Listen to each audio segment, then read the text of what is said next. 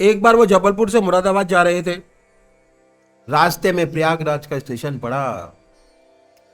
उन दिनों कुंभ का मेला समाप्त हुआ था। जब गाड़ी प्रयागराज स्टेशन पहुंची तो देखा स्टेशन पर बहुत भीड़ है।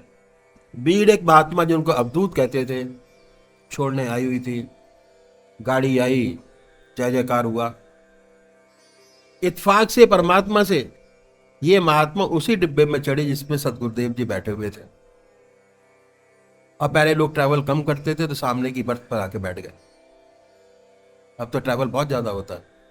बहुत पुरानी बात। बैठे। उसके बाद क्या हुआ? जब गाड़ी आगे निकली तो आपके साथ बातचीत शुरू हुई। बातचीत के दौरान गुरुदेव जी ने आपसे एक प्रश्न किया। वो ये था कि आपको सन्यास लिए कितना समय हो गया? उत्तर मिला 14 वर्ष।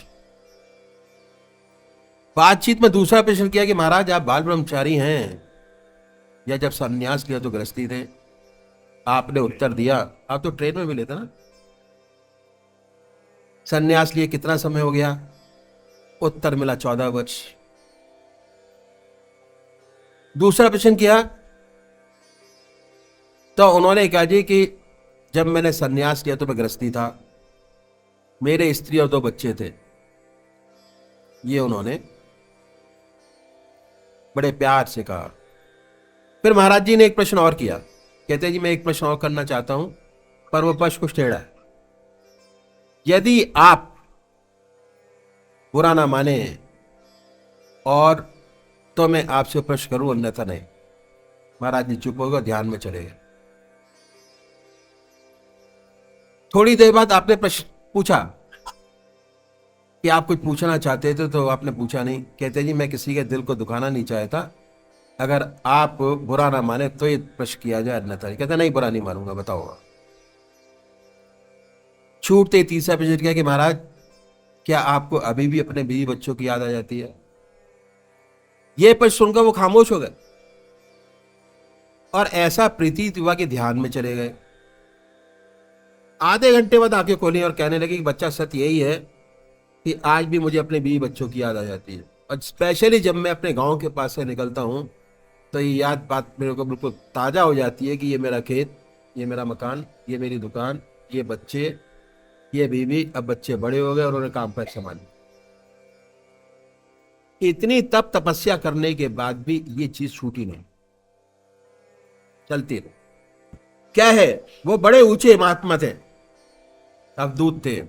पहली बात तो सच बोला। दूसरी बात क्या है कि सन्यास लेती ही आश्रम बदल जाता है, ना उसकी कोई बीवी होती है, ना बच्चा होता है, ना घर होता है, ना द्वार होता है। छोड़ दिया, चला गया। और मन से त्याग हो गया, मन से त्याग नहीं हुआ। और बात और भी है कि दूसरी बात कि त्याग का बड़ा अहंकार होता है, संचय का अधिकार नहीं होता। अहंकार, छोड़ने का अहंकार बहुत होता है कि हमने ये भी छोड़ दिया, ये भी छोड़ दिया, ये भी छोड़ दिया, ये भी छोड़ दिया। बहुत बड़ा अहंकार होता है। और उसके बाद क्या होता है कि कभी हम लोग संसार से दुखी हो जाते हैं, अपना दुख जाके महाराज से कहते हैं तो महाराज कहते हैं कि भाई परमात्मा को याद करो, ध्यान करो, उसी से सच्चा सुख और शांति मिलेगी। और अब कहते भी हैं, करते भी हैं, पर नहीं हो पाता, नहीं हो पाता। फिर चले जाते हैं, प्रश्न करते हैं कि महाराज बनता नहीं, तो कहते हैं भाई आप तो गृहस्थी हो। तो एक समाज के अंदर एक लाइन खींच के रखते हैं लोग अपने आगे, है ना। तो अक्सर सुनने में आ जाता है कि आपका रास्ता तो ये नहीं है, ये रास्ता तो सन्यासियों का, आप गृहस्थी हो। तो गृहस्थ में क्या है? सूक्ष्म अहंकार अंदर ही अंदर पैदा हो जाता है। और जो अहंकार है मां परमात्मा ने कि मैंने किया, परमात्मा ने नहीं किया। मैं, एक म्यान में एक ही तलवार रह सकती है, दो रह ही नहीं सकते। आप दो रख के दिखा दीजिए, नहीं रह सकते। मैं रहेगा या तू रहेगा। जहां मैं है वहां तू नहीं है। उसके बाद क्या है, ज्यादातर व्यक्ति जो है किसी ना किसी परेशानी में पड़कर दुखी होकर वैराग्य ले लेते हैं। बहुत से केसेस थे मेरे पास, वैराग ले लिया, सन्यास ले बैठे कि छोड़ो माया, चलो, जीवन बदल गया। वो क्या, जब जीवन बदल गया और सन्यास के अपने यम नियम है, कठोर तपस्या, ब्रह्मचर्य, आसन की सिद्धि, प्राणायाम, बहुत से लोगों से तो बनता नहीं। जिनसे बनता है वे कठोरता से अपने मन को साधते हैं। इस अभ्यास में दबाव रहता है, प्रेशर।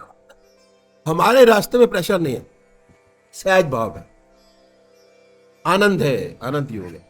प्रेशर है, ये प्रेशर है। तो क्या होता है, कठोरता से अपने को साधते हैं। इस अभ्यास में दबाव रहता है, दबाव के कारण बहुत सी रिद्धियां सिद्धियां प्राप्त हो जाती है। अब दिखाना है संसार को कि कुछ मिल गया हमको। ऐसे महात्मा संसार में आते संसार की सेवा करने के लिए, है ना, और रिद्धियां सिद्ध में पढ़ के जो कुछ पाया था सब खत्म कर देते हैं। उसके बाद क्या हुआ, ऐसा कुछ कोटि का विरला होता है जो ऐसा होता है, वो बड़ा कल्याण करता है, संसार को बड़ा लाभ होता है उससे। तो इस अभ्यास में दबाव शामिल है,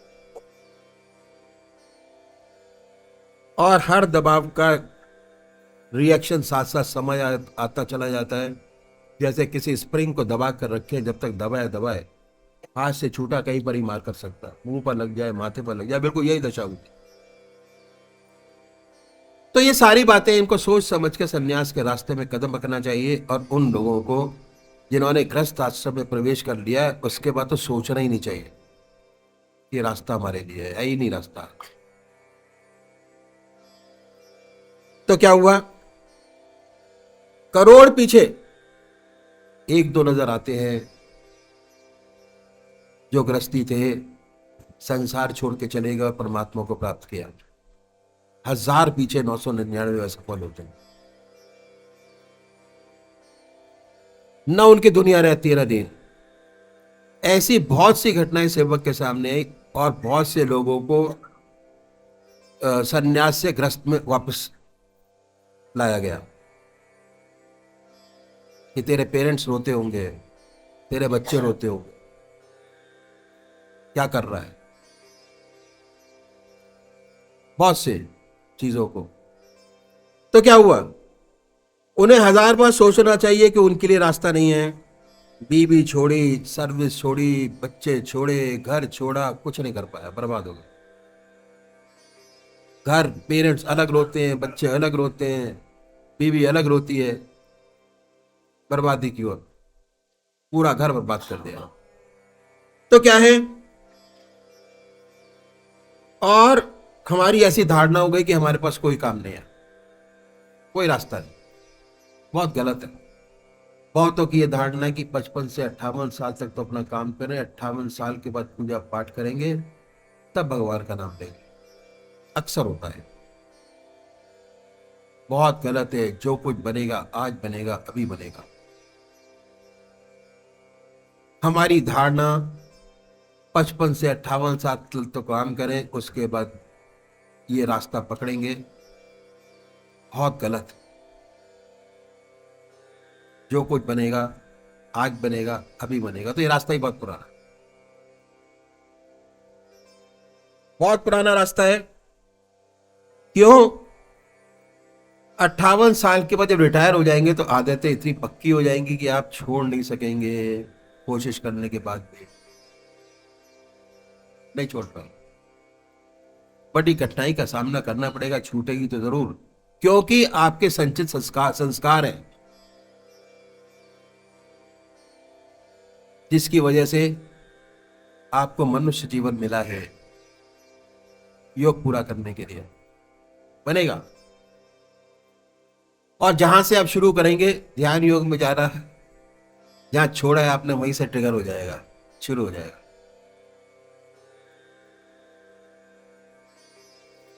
ठीक है। जहां से आपने शुरू किया, जहां पिछले जन्म में छोड़ा था, अगर आपको ऐसा कोई स्थान मिलता है, वो वहीं से शुरू हो जाएगा दोबारा चलना, दौड़ेगा। तो क्या है, भगवान का नाम नहीं लिया जा सकता, आदतें इतनी मजबूत हो जाती हैं कि शरीर भी जवाब देने लगता है, बैठ नहीं सकेंगे, ध्यान करने की बात तो लग रही। आजकल तो पैरों का दर्द बहुत होता है लोगों को, बहुत ज्यादा।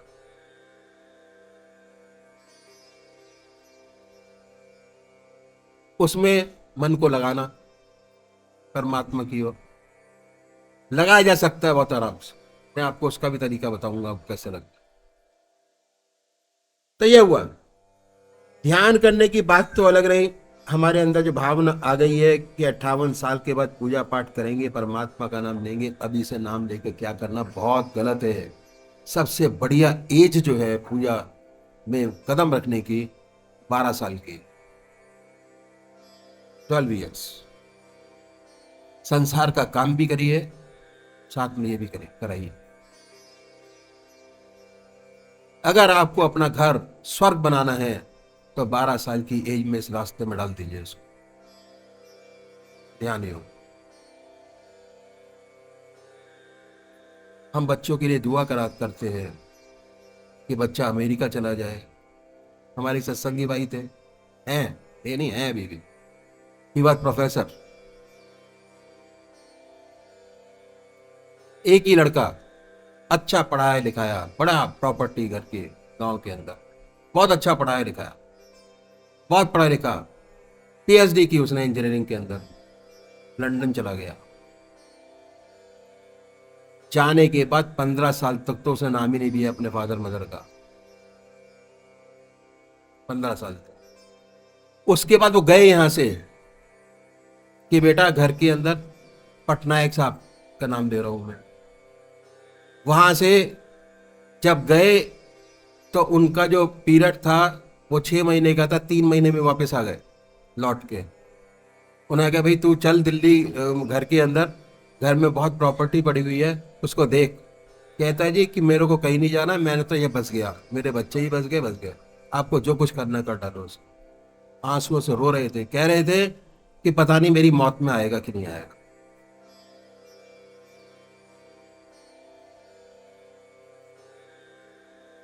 बच्चों के लिए दुआ मांगते हैं,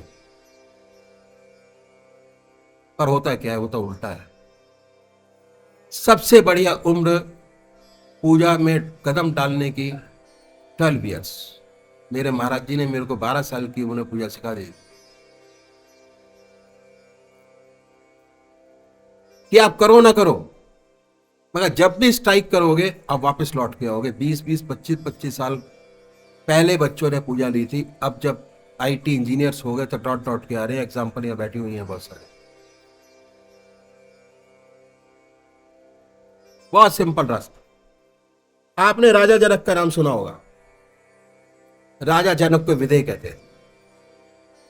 इतना बड़ा महात्मा अपने जमाने का हुआ कि उस जमाने के शिष्य, उसके जो महर्षि थे, अपने शिष्यों को उनके पास भेजते थे परीक्षा के लिए कि अगर राजा जनक कह दे कि ब्रह्मज्ञानी है तो है, नहीं तो नहीं है। क्या हुआ, एक राजा ब्रह्मज्ञानी हो सकता है ना। कितनी जिम्मेदारियां थी उनके ऊपर, राजा था। उन जिम्मेदारियों को रखते हुए हमारे महाराज जी ने अष्टावक्र गीता लिखी है इसके ऊपर, अष्टावक्र, राजा जनक के ऊपर। तो उन्होंने क्या है कि जो एक राजा जिम्मेदारियां बहुत कम है, इतना ऊंचा ब्रह्मज्ञानी हो सकता है, तो हम आप तो ब्रह्मज्ञानी हो ही सकते हैं, क्योंकि उससे कम जिम्मेदारियां हमारे पास, पहली चीज। और आप अपने घर के राजा है, बताइए आप, नहीं है, कह दीजिए नहीं है। घर का राजपाट सारा आप ही के ऊपर है, कैसे चलाएंगे ये आपके ऊपर है। तो जब एक राजा ब्रह्मज्ञानी हो सकता तो हम आप क्यों नहीं हो सकते, जरूर हो सकते हैं। तो ये रास्ता ही बहुत पुराना है जो मैं आपके सामने रखूंगा, इसे कहते हैं इति मार्ग। इस रास्ते में हम अपने जीवन में एक चीज बढ़ाते हैं, कुछ नहीं घटाते। लोग सोचते हैं कि सब कुछ छोड़ना पड़ेगा, नहीं, एक चीज अपनी जिंदगी में बढ़ाइए, वो क्या है? परमात्मा का नाम। अब परमात्मा का नाम एक ऐसी बड़ी ज्योति है, अगर सच्चे तरीके से हृदय में जागृत हो जाए तो अंधेरे को अपने आप दूर करती चली जाती है।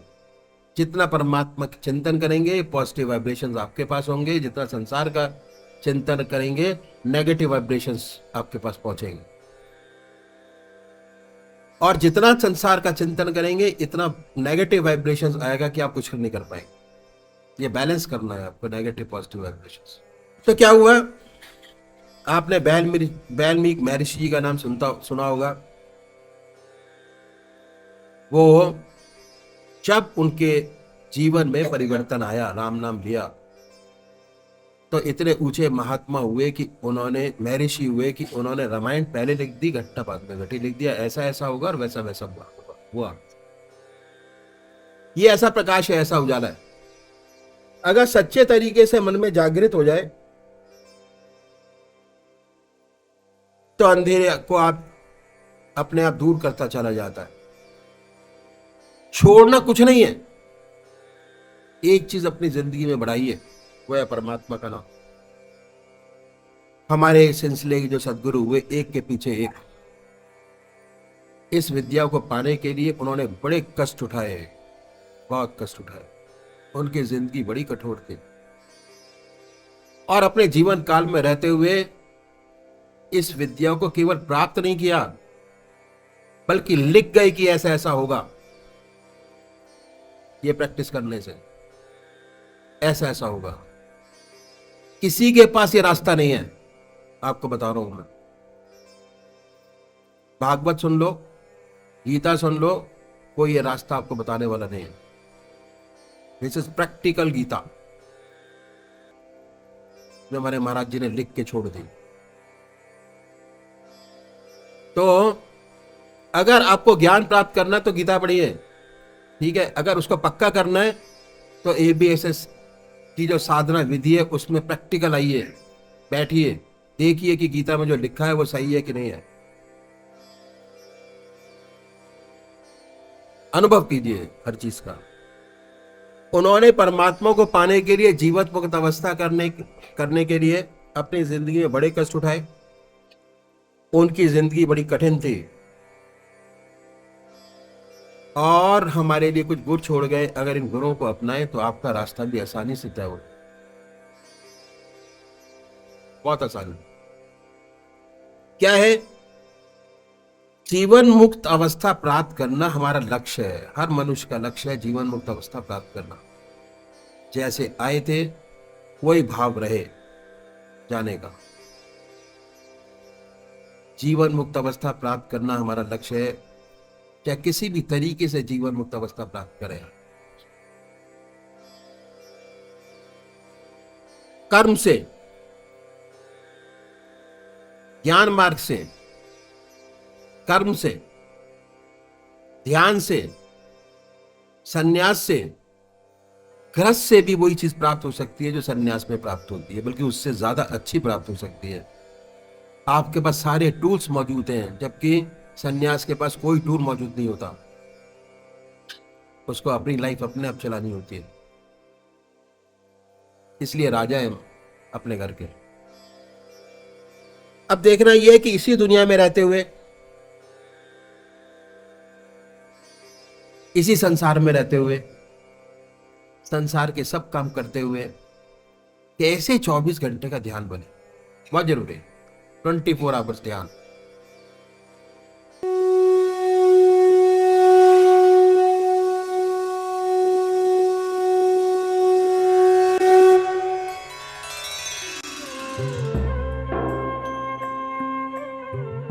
ध्यान योग के कार्यक्रम आनंद योग से निशुल्क जुड़ने के लिए संपर्क करें 9810239677।